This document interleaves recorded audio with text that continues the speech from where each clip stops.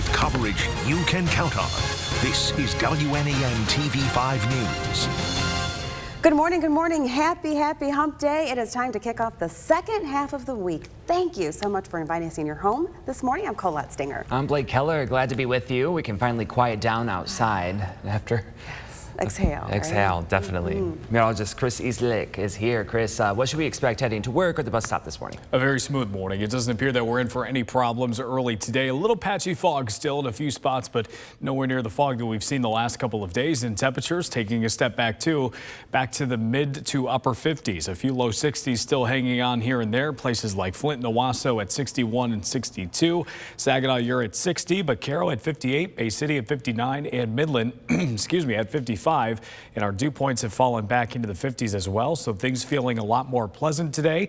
And our winds starting to turn more northwesterly too. It looks like they're pretty light, only about 5 to 10 miles per hour at the most. Your first 1-5 pinpoint Doppler radar live from MBS is all dry too. The showers and thunderstorms from last evening, some of them severe, are now to the east of us. High pressure will take its place, and it appears today we'll see some sunshine during the second half of the day. There is a minor chance for a shower as we head towards the early afternoon, but those showers should be pretty isolated, and the best chances will be east of I-75. Areas west of there, your chance is much lower, and you'll likely not see a thing. Your live on-time traffic map looks pretty good. No major problems here. If anything changes, we will let you know. Traffic is flowing nicely this morning. Thank you, Chris. Well, right now, police are asking for your help finding a missing and endangered woman. Take a look at that picture on your screen. That's 57-year-old Mary Walker of Mount Pleasant. She was last seen on September 3rd at the Ondawad Continuing Care and Elder Services facility on South Layton Road. Now, police say Walker left with a suitcase and was wearing a jacket. Walker may be driving her 2007 black Cadillac. She's 5'5", weighs 150 pounds, and has brown hair and brown eyes. If you see her, please call the Saginaw Chippewa Tribal Police. People have the right to protest, but I think in the end, I think we've made the right decision. And that decision, every single person who sets foot inside a Saginaw Township school has to mask up. The district is entering the fray on an issue that in many cases has generated heated protests. Yeah, Saginaw Township schools will be joining districts like Midland, Mount Pleasant, and nearby Swan Valley. Now, the vote by the school board, 6-1. One of the people who voted for the change tells TV5 a decision like this should not have to fall on a school board. There has been no decisions made at the local health department level, at the state level, or at the national level, or with the CD to make a mandate for masks. We have to do something, and it's unfortunate that something wasn't done earlier by our officials. Mary Ann Bird, treasurer for the Saginaw Township Community Schools Board of Education, and one of 6 to vote yes. She says districts are bearing the brunt and backlash of a decision that should be made at a higher level. Don't just pass that along to a local school district where people are going to get letters and things, and there may be protests. She acknowledges, though, angry parents may be the price to pay for keeping students and staff safe. The mask requirement is set to begin this upcoming Monday. Well, it's not just local residents who want the state government to implement a mandate. A statewide group of parents, the Michigan Parent Alliance for Safe Schools, aka MyPass, is set to announce a push for mask mandates. The parent group is going county by county to fight for stronger protections in schools, and in today's press conference will urge the Michigan Department of Health and Human Services to implement an order to mandate masks indoors in all pre-K through 12th grade schools. Now, that's regardless of vaccination status. The conference starts at 10 a.m. Stay with TV5 for any updates. It was a good study to have done so we can see what went wrong and what not to do. Well, a resident of Sanford looking for the silver lining after a study released Monday pinpoints the potential cause of last year's dam failures in Edenville and Sanford. Yes, that's right. The preliminary report blames it on something called static liquefaction. Basically, that means that the loose sands in the embankment had become so saturated that they lost their strength and stiffness and behaved more like a liquid than a solid, and led to a catastrophic and very quick collapse of the dam. Now, a Sanford resident tells TV5 she looked through the 42-page report several times. It was kind of emotional to read through and to look at the pictures. And I think it's kind of bringing some anger back for a lot of people. And a final report is several months away. New this morning, CBS News is projecting Gavin Newsom will remain governor of California. That's right. Exit polls and early voting numbers show voters rejecting his recall by nearly 2-to-1 margin. Anthony Pura reports from Los Angeles. California Governor Gavin Newsom appears to have beaten back an effort to recall him from office. The outcome of the race was projected in his favor less than an hour after the polls closed. I'm humbled and grateful to the millions and millions of Californians that exercise their fundamental right to vote. Early returns showed roughly 2/3 of voters opposed the recall effort. A final count is expected to take days to complete because of the high number of mailed-in ballots. No is not the only thing that was expressed tonight. I want to focus on what we said yes to as a state. We said yes to science. We said yes to vaccines. We said yes to ending this pandemic. Had the recall succeeded, Newsom would probably have been replaced by Republican talk radio host Larry Elder, who has a commanding lead among the field of potential replacement candidates. When I become governor, if there are still state mandates for face masks and for vaccines, they're going to be repealed. Kevin Paffrath, one of the few Democrats in the race, said Elder's campaign promises backfired. Gavin Newsom branded anyone other than him as willing to undo vaccine mandates, undo mask mandates, and folks had the fear of God put in them that, oh my gosh, COVID's going to kill us all. And so that was a gift to Gavin Newsom. After delivering his victory speech last night, Governor Newsom tweeted, quote, "Now let's get back to work." Anthony Pura, CBS News, Los Angeles. All right, listen to this. Newsom could face Elder again in the not too distant future. The governor is up for re-election next year, and the primary, which puts candidates from all parties on one ballot, is just 9 months away. In more local news, to the Vehicle City, Hollywood is coming to help Flint. Today, Flint actor J.J. Green will be hosting NFL Pro Bowl and Super Bowl champion Marshawn Lynch and his Beast Mode Productions team, along with award-winning director Emil Pinnock and award-winning actor Ian Duff in Flint.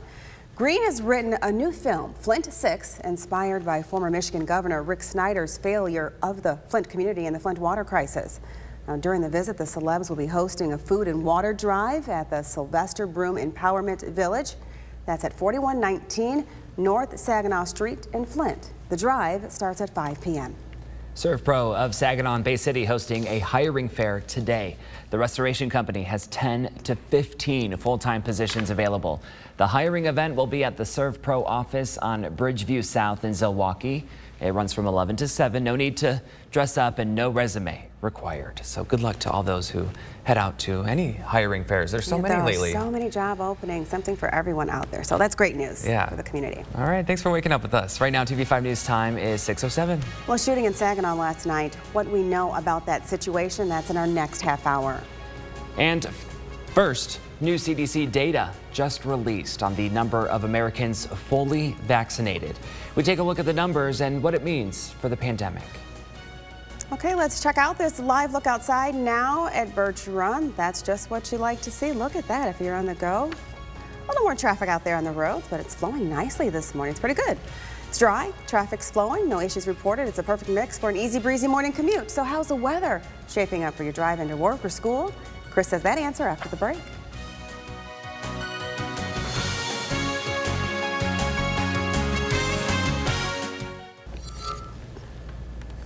Welcome back. This morning, about 54% of all Americans are now fully vaccinated against COVID-19. 27 states have vaccinated more than half of their residents. The CDC data shows an average of nearly 780,000 shots in arms daily, and about 1.82 million people have gotten a booster in the last month. Well, all 4 U.S. military branches have now set deadlines for COVID-19 vaccinations. The Army says all active duty military members must be vaccinated by December 15th. National Guard soldiers have until June 30th, 2022. Now, the punishment for noncompliance varies by a soldier's rank in the Army. Navy and Marine Corps active duty service members have until November 28th, and reserve service members must get the shot by December 28th. Deadlines for Air Force active duty service members, November 2nd. Air Force National Guard and Air Force Reserve personnel need to be vaccinated by December 2nd. Also new this morning, the Justice Department asking a federal judge Tuesday to issue a temporary restraining order to block enforcement of the controversial Texas abortion law. Now, that law bans abortions after 6 weeks of pregnancy. The legal brief comes after the Biden administration filed suit against Texas last week, saying the law is in open defiance of the Constitution. The request could move quickly through the courts, ultimately landing at the U.S. Supreme Court. It could determine whether clinics in Texas can once again perform abortions after 6 weeks. All right, let's take a trip over to New York. Yes. Last night was the reopening of Broadway. Oh, it has been a long wait, but oh, it did not disappoint. 4 big shows took center stage. Jamie Wax takes us there. Throughout New York's theater district, you can literally see signs indicating that Broadway is coming back to life. It's a crucial return to New York, not just as an art form, but also as an economic engine.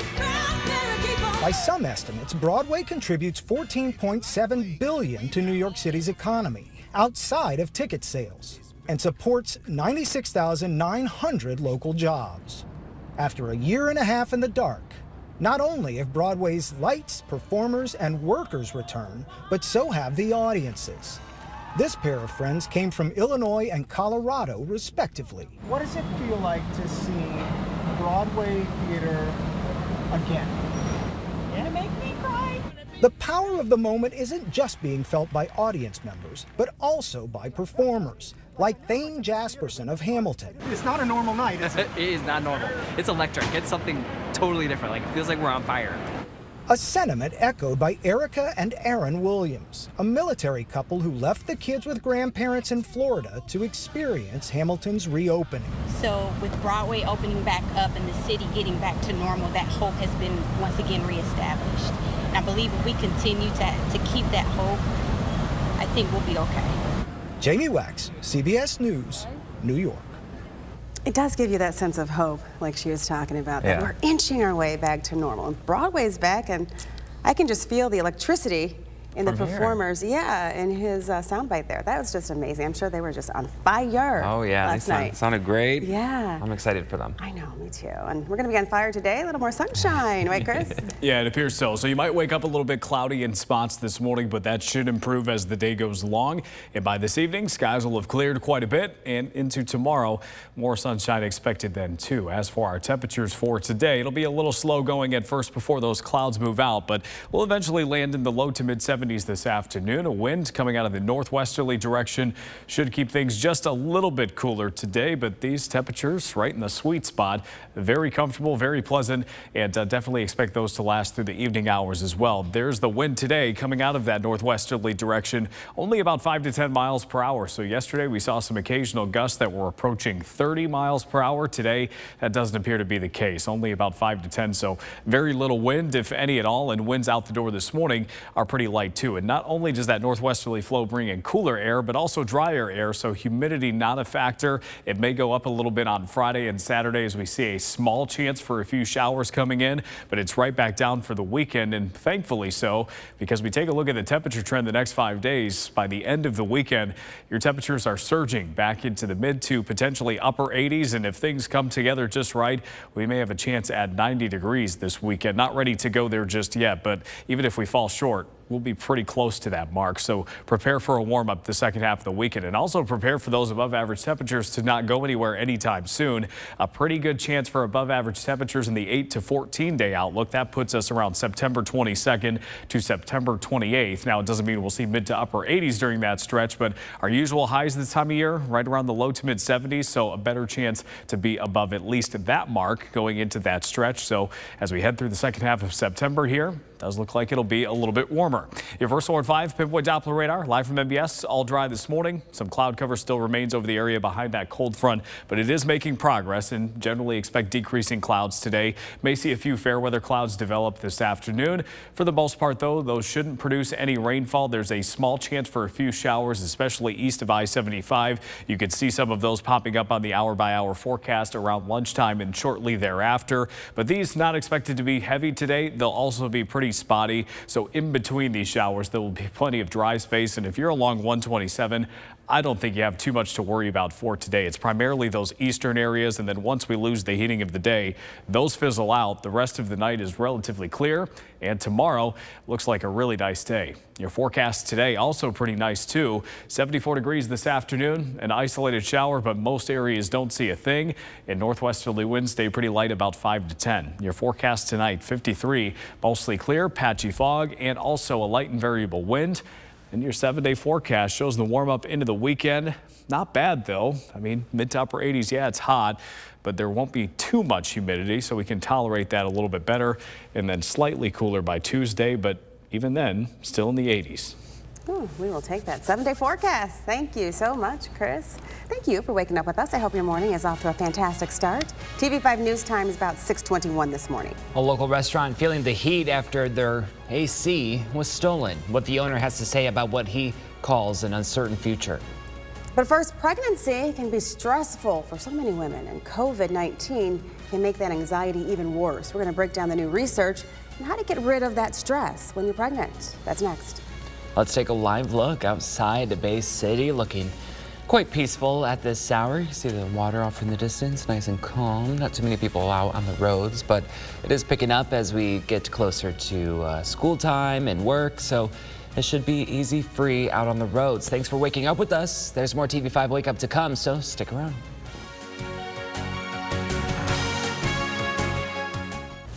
With coverage you can count on, this is WNEMTV5 News. Hello and good morning, everyone, and welcome into a Wednesday. We made it to midweek. Those storms are behind us. So here's a live look over a calm, quiet, and cool mid-Michigan. Traffic is looking to be in good shape at this hour, flowing right along. Good morning. Thanks so much for waking up with us. I'm Blake Keller. I'm Colette Stinger. Happy hump day, sweet friends. Get your smile on. It is almost the weekend. Chris is joining us. Chris, what's on tap for the morning drive? A pretty smooth commute. It does look like today, excuse me, is going to be just fine. Temperatures also cooling down a little bit, and the humidity that we experienced yesterday is going away too.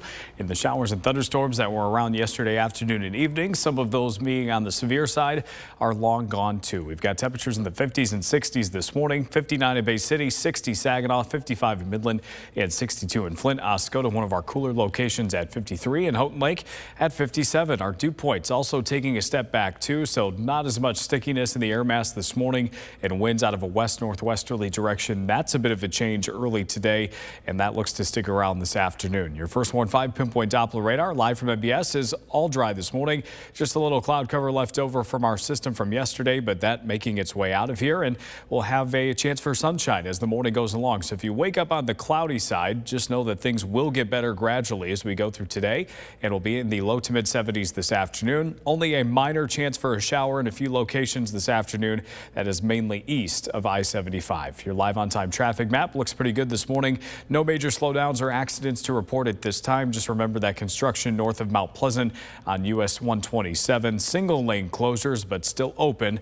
Just might be a little slow going compared to the normal. We'll take a look at the rest of your forecast, including a weekend preview. That's all coming up.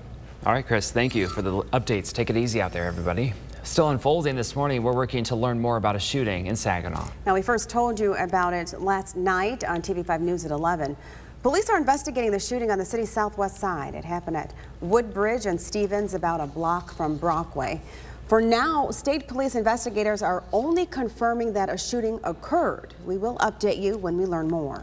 And police say one victim in a weekend shooting died yesterday morning. The shooting happened shortly after 2 Saturday morning on East Holland near South 26th Street in Buena Vista Township. 2 people were taken to the hospital with gunshot wounds. One remains in critical condition. Investigators released no other information. Listen to this. A local business owner feeling the heat after someone climbed onto the roof of his apartment and his restaurant there and actually stole his air conditioner. The theft caused Daniel Mancia to close down La Azteca Taco House for 2 days and leaves him with an uncertain future. I went up on the roof because there's another set of breakers up there, thinking it was maybe a lightning or something like that happened. There's a couple of mini splits, a couple of walk-in cooler motors and guts, and then the big air conditioner. Wow, that is shocking. Now, Mancia says his technician believes the thieves got the metal for money. The most that they can get is maybe $200. And they generated close to $60,000 worth of damage. Well, he tells TV5 his insurer has approved a rental walk-in cooler to help store food, allowing him to open today. But with no air conditioning at the moment, he worries that the temperature inside might become unbearable. The restaurant's GoFundMe page is in the hot link section of WNEM.com. Happening today, 4 elite gymnasts set to testify before Congress on the FBI's handling of the Larry Nassar sex abuse investigation. Simone Biles, Michaela Maroney, Maggie Nichols, and Allie Raisman are expected to appear today. All 4 shared they were abused by the former MSU and USA Gymnastics doctor. A scathing report from the Justice Department's Inspector General found FBI officials investigating the sex abuse allegations violated agency policy for not properly documenting the accuser's complaints, resulting in a delay in the probe. Across Michigan now to the Motor City. A cannabis dispensary in Detroit gets demolished after it collapsed. Stash Detroit opened in 2019 and was recently renovated. Now crews want to go underground to take a look at what caused that building to shift and create a massive bulge in a nearby intersection. You'll start seeing a lot of equipment coming in over the next few days and starting to peel back the asphalt and the like, and there'll be a lot of our contractors for the Department of Public Works.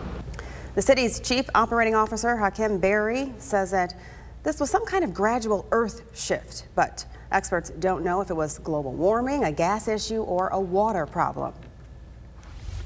Listen to this, more than 200,000 people are without power in Texas after a strike from Hurricane Nicholas. The storm has now weakened to a tropical depression and is taking aim at the already hard-hit state of Louisiana. Chris Wynn has the very latest from the Gulf Coast.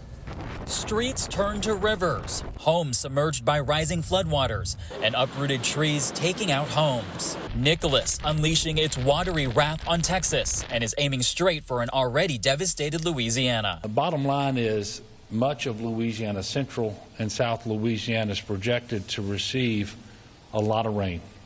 That has already started. And one of the most distressing parts of this is the heaviest rain now is expected to fall in areas that were most devastated by Hurricane Ida. Nicholas is a slow-moving disaster, moving at the same pace as the average person walks, around 3 miles per hour. Hard-hit areas of Louisiana are now bracing for another catastrophe. That's particularly challenging because many individuals live in homes that are have not yet been repaired and not yet really even been temporarily repaired to the point where they can withstand rain. And for people still living without power weeks after Hurricane Ida, Louisiana's governor says Nicholas may reverse restoration efforts. We also suspect that there will be some of these homes and businesses that have begun to receive power again after Hurricane Ida that may lose it because of Nicholas. Reporting in the Gulf Coast, I'm Chris Wynn. For more local news, MDOT wants your input as it prepares to make improvements to the I-475 corridor in Genesee County. The agency is planning a $300 million rebuild from Bristol Road to Carpenter Road, with work potentially beginning in about 2 years. MDOT wants input from you before the first shovel hits the ground.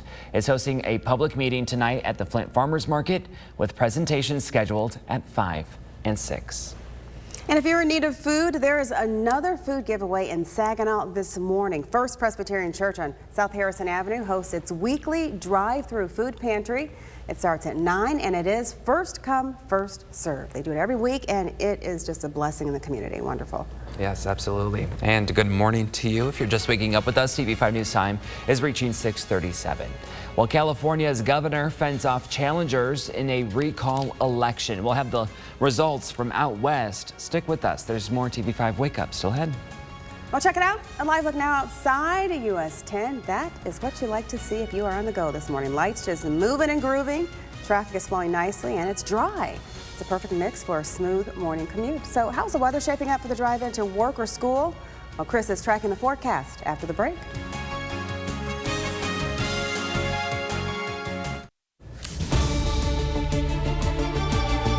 Welcome back, everyone. Average daily cases and deaths from COVID-19 just spiked as hospitals around the country struggle to keep up. Britt Conway has very latest on what the federal government is going to do about treatment and prevention in the face of a desperate push to get back to normal. It's up to you, New York. Broadway is back. Welcome back to the theater. After 18 months of darkness in the theater district, the show must go on. But safety is also taking center stage with strict vaccine and mask requirements as Delta continues to spread. 1 in 500 Americans has died of COVID-19. The vast majority of the people dying now are unvaccinated. Most of the people in the hospital now are unvaccinated. New estimates show preventable costs for treating hospitalized unvaccinated patients reached $5.7 billion over the last 3 months. As hospitals struggle under the weight of it all, the U.S. government announced a contract with Regeneron Tuesday for 1.4 million additional doses of the company's monoclonal antibody treatment. The treatment is in such high demand. Last month, another company that also makes a monoclonal antibody treatment reported a global shortage of their drug. So the push for prevention persists. More than 179 million Americans are fully vaccinated, and boosters could be next. But the FDA has to take into account dueling data on the issue when it meets on Friday, all set against the backdrop of political friction on the matter. The road to boosters is shaping up to be a bumpy one. I'm Britt Conway reporting. Listen to this. Arizona's Attorney General announced the state is suing President Biden and his administration over his new coronavirus vaccine mandates. Last week, the president announced companies with more than 100 employees will have to get all of their employees vaccinated or submit to weekly testing. Now, all federal employees and federal contractors would also have to get vaccinated. Arizona's Attorney General says it's a power grab by the federal government. Meanwhile, a CNN legal expert says it's too soon to file a lawsuit since federal agencies haven't even written the rules for the mandate. And a federal judge issued a temporary restraining order Tuesday suspending New York from enforcing the vaccine mandate if a healthcare worker claims a religious exemption. It comes after 17 Catholic and Baptist medical professionals filed a complaint Monday saying they oppose the COVID-19 vaccine for religious reasons. They're seeking a permanent injunction to prevent the state from enforcing it. But for now, the order bars the state's Department of Health from requiring employers to deny or revoke religious exemptions for the vaccine. A hearing in the case is set for September 28th. No major religious denomination has taken a stand opposing vaccination. Even Pope Francis declared it, quote, the moral choice. Well, almost a quarter of the Los Angeles police force is seeking an exemption from getting the COVID-19 vaccine, despite a mandate for all city workers to get the shot. Now, the mandate was put into place last month, and to date, more than 3,000 LAPD employees have filed for an exemption. As for the fire department, roughly 12% of employees have filed for an exemption. The date for vaccination as a condition of employment is October 20th. And NBA players probably won't have to get vaccinated against COVID-19 before the season begins in October. The Players Union and League have been negotiating health protocols. According to a source with insider knowledge, if all goes according to plan, there won't be a mandate. While athletes won't have to get the shots, the NBA does require them for coaches, referees, and staff. And now your First Horn 5 forecast, certified most accurate by Weather Rate. Good Wednesday morning, Mid-Michigan. Hopefully you've had a great week so far. We are finally to the middle day, second half of the weekend, our week just around the corner, and then the weekend. And it appears the weekend looking pretty nice so far. But before we get there, have a few days to get through first. And today will be on the pleasant side, low to mid 70s for highs this afternoon. That takes us a step back from where we were yesterday. A lot of places going back into the 80s after that warm front passed. We had a little mugginess to go along with that. A breezy southwesterly wind flow. Well, today we've got cooler temperatures. Our wind takes a northwesterly turn and also gets a lot lighter, and that northwesterly wind that's only about 5 to 10 miles per hour today not only cools us down but also takes some of the humidity along with that. That should stay low through the next couple of days. There could be a brief uptick on Friday going into the weekend, but we do expect that to drop back off by the time Sunday rolls around, and that's great news considering what our temperatures are expected to do as we head into that time frame. We're likely going to stay a bit above average from Friday through Saturday, but then way above average Sunday and Monday, nearly 10 to 15 degrees with mid to upper 80s expected by then, and we'll be pretty close to 90, perhaps even reaching it in some spots by the end of the weekend. We'll see how that progresses as we go throughout the next couple of days and get closer. That stretch of above average temperatures is not expected to slow down anytime soon either. The 8 to 14 day temperature outlook for September 22nd through September 28th looks like a better chance for above normal temperatures. Doesn't necessarily mean we're looking at mid to upper 80s that entire stretch, but with average highs around the mid 70s, we will likely be at least above that mark, and low 70s by the end of the month will likely be above that too.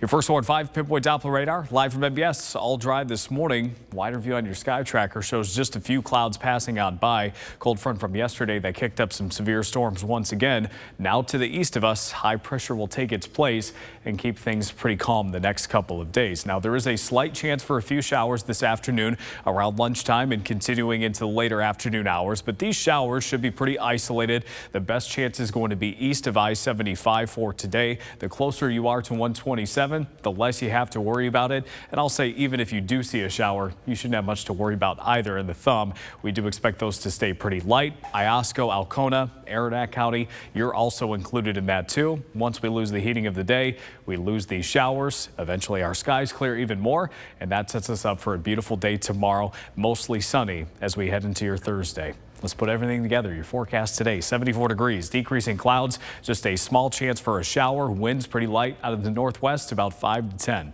Forecast tonight, 53, mostly clear, patchy fog, light and variable winds. And then your 7-day forecast shows into next week. Temperatures stay pretty warm. We'll have the 60s at night with a few nights in the 50s along the way too. All right, everything looks great. We love it. Thank you so much, Chris. The 7-day looks wonderful. Now for a look back at some of today's top headlines. CBS News projects Governor Gavin Newsom has survived a recall election to remove him from office. Conservative talk show host Larry Elder led 46 candidates who were looking to replace him. President Biden and Vice President Kamala Harris both traveled to California to campaign for the governor. A final count is expected to take days to complete due to the high number of mail-in ballots. Well, listen up. Saginaw Township schools voted Monday to enforce a mask mandate for anyone entering a school. And one of the people who voted for the change tells TV5 they're frustrated because a decision like this shouldn't have to fall on the school board. The mask requirement is set to begin this upcoming Monday. And a statewide group of parents, the Michigan Parent Alliance for Safe Schools, also known as MyPass, is set to announce a push for mask mandates. The parent group in today's press conference, the group will urge the Michigan Department of Health and Human Services to implement an order to mandate masks indoors in all pre-K through 12th grade schools, regardless of vaccination status.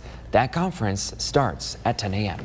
Well, check this out. ServPro of Saginaw and Bay City is hosting a hiring fair today. The restoration company has 10 to 15 full-time positions available. The hiring event will be at the ServPro office on Bridgeview South. That's in Zilwaukee. It runs from 11 to 7. No need to dress up and no resume required. Here's what's still ahead on CBS Mornings. Ahead on CBS Mornings, the first eyewitness account from a Marine caught up in the deadly Kabul airport attack. Plus, we'll talk to actress Cynthia Erivo about her debut album and her children's book. We will see you at 7. There it is. We love it. That music means it is time to introduce you to the TV5 Pet of the Day. Look at that smile. Look at that pose. What a cutie pie. That's Duke right there. Hey, Duke. Well, Duke is a 1-year-old Jack Russell Terrier mix. I love those kinds. He likes being around people, playing fetch, and going for walks. He looks like an active dog. Duke would do well in a house with another dog and with older, respectful kids. And as you can see, Duke loves to pose and take pictures. He is a happy little guy. If you'd like to bring Duke home with you, we will have that information on our website, WNEM.com. And today is a perfect day to take your dog out for a walk.